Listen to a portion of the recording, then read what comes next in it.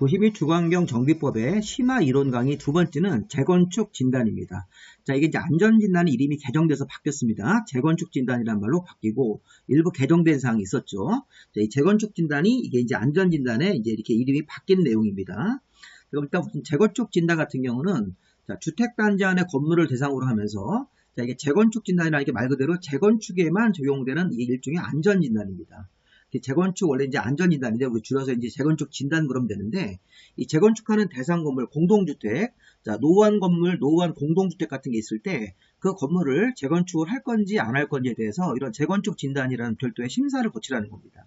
그래서 우리가 뭐 어떤 그 건설 안전 전문가들이 가서 현장을 조사해가지고 이 재건축 진단의 결과를 받아보고 또 행정관초회랑 협의해서 이런 재건축 진단 같은 것들이 통과가 돼야지만 우리가 재건축 사업을 시행할 수 있는 것이죠. 자, 이게 재개발하고 주거환경 개선 사업에는 없습니다. 그럼 이제 재건축 진단은 주택단지 안에 건물을 대상으로 하고 여기서 말하는 건물은 공동주택이라고 생각하시면 되겠습니다. 주택단지 안에 왜냐면 재건축이 공동주택 대상으로 하기 때문에 주택단지 안에 이렇게 재건축 진단은 공동주택을 대상으로 하는데 다만 다음의 경우에는 재건축 진단 대상에서 제외한다. 재건축 진단 같은 거 하지 않고도 우리가 재건축 사업으로 들어갈 수 있다는 것입니다. 자, 왜 그러냐면 천재지변으로 이미 붕괴가 되어 있을 때 근데 구조안전상 사용금지가 필요하다고 이미 시장문수 등 같은 관청이 이미 인정을 했을 때 자, 진입도로 등 기반시설의 설치를 위해서 불가피하게 정비구역이 포함된 경우 자, 가만히 보니까요.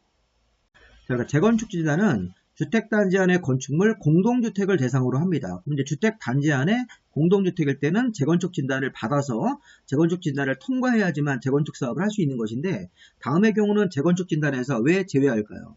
자, 이런 내용들 추가로 이렇게 우리 심화요약집에 좀 추가적으로 보실 건데 자, 천재지변으로 이미 붕괴가 되어서 자, 이미 붕괴가 되어 있는 건물이면 재건축 진단 같은 거 할 필요 없이 바로 그냥 재건축으로 들어가야 되겠죠.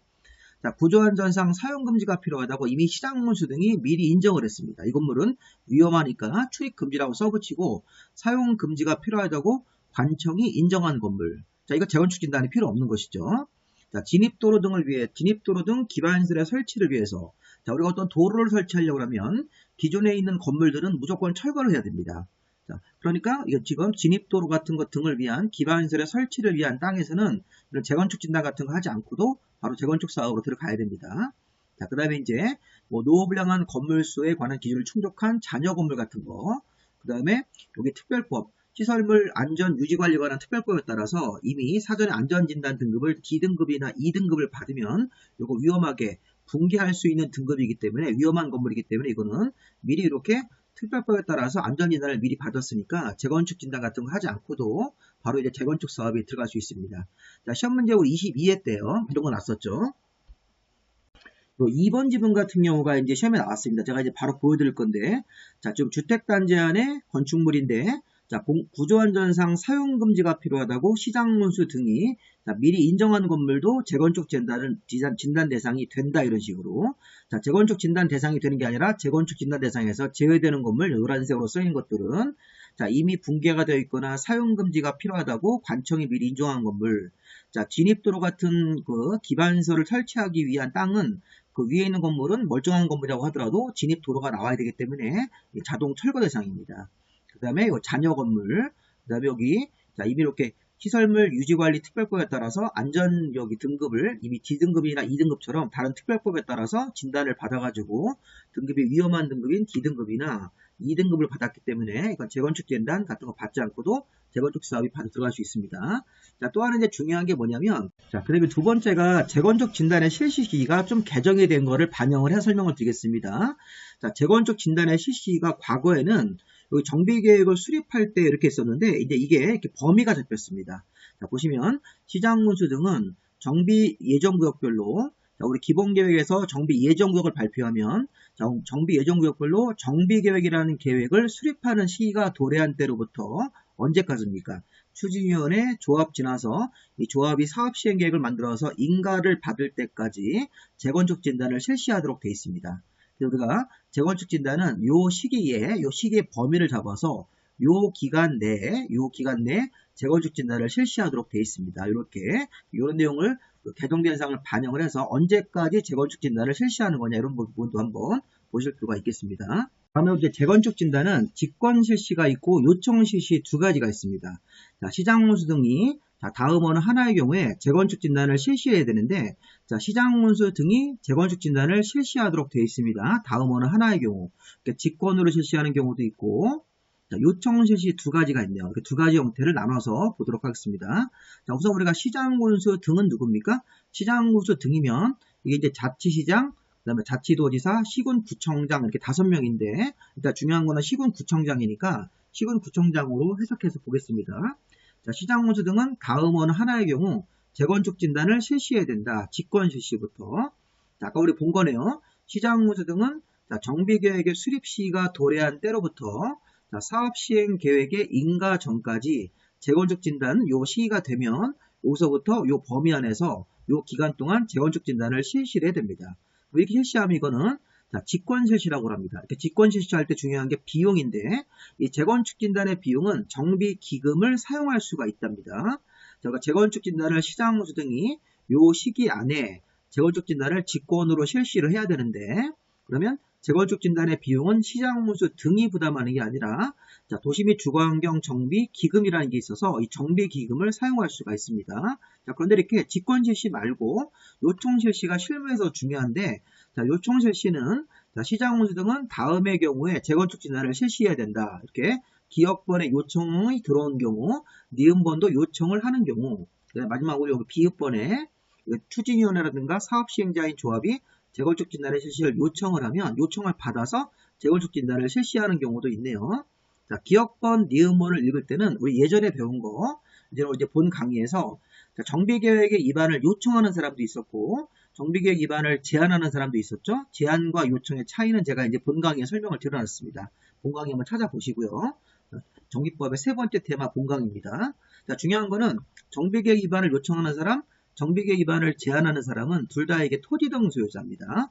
자, 토지 등 소유자가 요청 사유가 있으면 요청할 수도 있고, 제안 사유가 있으면 정비계획 입안을 제안할 수 있는데, 자, 요청과 제안을 하기 전에 보시면 이 정비예정구역 안에 건축물 및 부속토지 소유자가 바로 누굽니까? 재건축을 할 때 토지 등 소유자입니다. 그러면 정비계획 입안을 요청하는 사람이 요청하기 전에 토지 등 소유자 10분의 1 동의 얻어가지고 재건축 진단의 실시를 요청을 하면 요청을 받아서 재건축 진단을 실시해야 됩니다. 자, 정비계획 입안을 제안하는 사람도 제안하기 전에 이렇게 10분의 1 동의 얻어가지고 안전 재건축 진단에 요청을 하는 경우도 요 제안자도 요청할 수 있습니다. 그래서 정비계획 입안을 요청하는 사람이 이 정비계획 입안 요청하기 전에 요 10분의 1 정도 이상 동의 얻어가지고 요거를 시험 문제에서 3분의 1로 바꿨죠. 22회 때 여기 기업번, 니은번 관련해가지고 3분의 1로 바꿨으니까 틀린 지문이 되는 것입니다.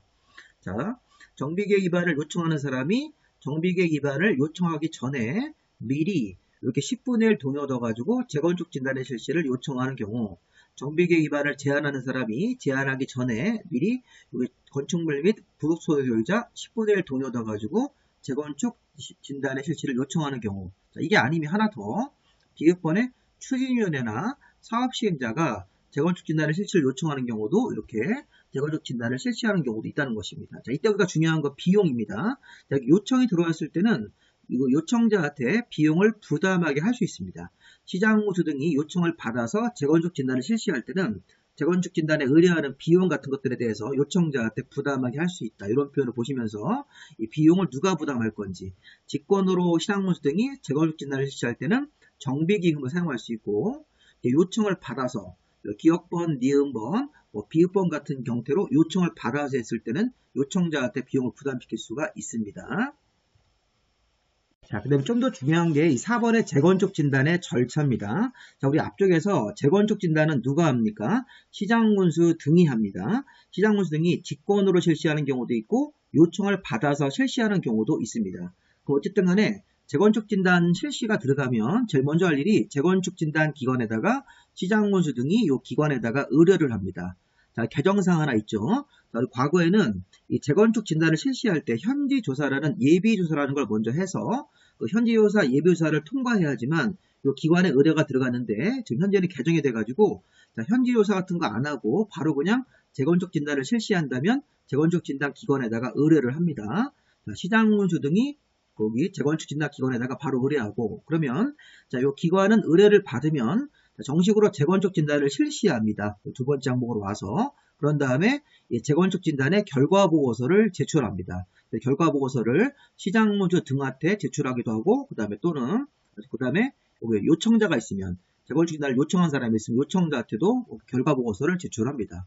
자, 그럼 일단 보고서를 시장문수 등이 제출을 받으면 종합 검토라는 걸 합니다. 자, 재건축 진단 결과 보고서에다가 그 지역의 지역 계획이나 도시 계획을 종합적으로 검토해서 최종적으로 재건축에 관한 사업 시행 계획의 인가 여부를 결정합니다. 이렇게. 자, 그리고 마지막으로 적정성 검토. 자, 적정성 검토라고 하는 건 뭐냐면, 적정성 검토는 자, 시장 군수 등이 자, 종합 검토에서 재건축에 관한 사업 시행 인가를 결정을 했는데, 자, 그 결과 보고서를 자, 시장 군수 등이 시도지사한테 보고하도록 되어 있습니다. 시도지사, 특광도지사가 보고를 받아서 다시 한번 우리가 이제 문제가 있는지 없는지를 확인해 가지고 이거를 시장군수 등한테 적정성 검토라는 지시를 내릴 수 있다는 것입니다. 시도지사, 특광도지사가 시장군수 등한테 적정성 검토하고, 그 다음에 어떤 문제가 있을 때는 이제 시정하라고 이렇게 요구할 수 있습니다. 자, 이 내용을 이제 다시 한번 보겠습니다. 자, 첫 번째 보시면, 자, 재건축 진단 기관에 의뢰가 들어간다. 첫 번째 순서. 자, 시장군수 등이 재건축 진단을 실시할 때는 재건축 진단 기관이 여기 A번, B번, C번이 있네요. 자, 한국건설기술연구원, 뭐 여기 안전진단 전문기관, 국토안전관리원, 자, 이런 사람들이 있기 때문에, 자, 이런 사람들한테, 자, 재건축 진단 기관에다가 의뢰를 하고, 자, 재건축 진단 기관은 건축물의 구조 안전성, 건축물의 마감도, 노후도 같은 것들을 종합적으로 심사해서 재건축 진단을 실시하도록 되어 있습니다. 첫 번째 파트가 재건축 진단 기관에 의뢰가 바로 들어가고, 자, 재건축 진단 기관이 재건축 진단을 실시한다. 이렇게 된 것입니다. 과거에는 여기에 현지조사라는 게 있었는데, 현지조사를 통과해가지고 의뢰가 들어갔었는데, 현지조사라는 것은 개정돼가지고 폐지가 됐습니다. 자, 그 다음에 두 번째 순서는 자, 재건축 진단을 의뢰받은 재건축 진단 기관은 자, 정식으로 이제 우리 국토부 장관이 정하는 기준에 따라서 재건축 진단을 실시하고, 자, 결과 보고서를 만들어서 이거를 시장군수 등 및 재건축 진단 실시를 요청한 사람들한테 제출합니다. 두 번째 순서가 재건축 진단 기관이 정식으로 실시를 해서 재건축 진단을 실시해가지고 결과 보고서를 시장군수 등하고 재건축 진단 실시를 요청한 사람들한테 제출하도록 되어 있습니다. 자, 세 번째 순서가 뭔가요? 세 번째 순서는 시장군수 등이 자, 재건축 진단 결과 보고서를 받았으면 그 결과 보고서 결과에다가 도시계획이나 지역 여건을 종합적으로 검토해서 최종적으로 재건축 사업에 관한 사업 시행 계획의 인가 여부를 결정하도록 되어 있습니다. 자, 우리가 이제 재건축을 확정하는 걸 이런 식으로 표현합니다. 자, 사업 시행 계획의 인가 여부를 결정한다. 재건축 진단 결과만 가지고 결정하는 게 아니라 재건축 진단 결과에다가 도시계획이나 지역 여건을 종합적으로 검토해서 자, 최종적으로 사업시행계획, 재건축 사업에 관한 사업시행계획의 인가 여부를 결정합니다. 자, 여기서 재건축 진단의 결과는 A등급, B등급, C등급이 나오면 리모델링 등급이고, D등급이나 E등급이 나오면 재건축 진단 결과가 이게 이제 재건축 대상이 되는 것입니다. 그러니까 이제 예전에 이제 음마아파트가 재건축 진단 결과 조건부 D등급으로 재건축이 통과됐다, 재건축 진단이 통과됐다 이런 표현이 뉴스에 나옵니다. 어쨌든 세 번째가 시장군수 등이 재건축 진단의 결과에다가 도시계획이라든가 지역 여건을 종합적으로 검토해서 최종적으로 재건축 사업을 할 건지 안 할 건지 사업 시행 계획에 대해서 인가 여부를 결정합니다. 이렇게.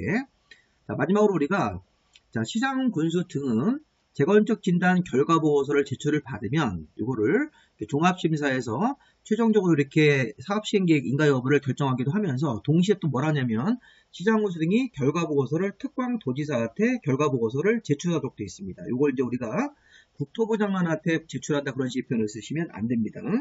이게 이제 28회 때 나왔던 것들입니다. 자, 시장군수, 구청장 같은 시장군수 등은 자, 결과 보고서를 제출을 받으면 자, 이걸 특광도지사한테 결과 보고서를 제출하도록 되어 있습니다.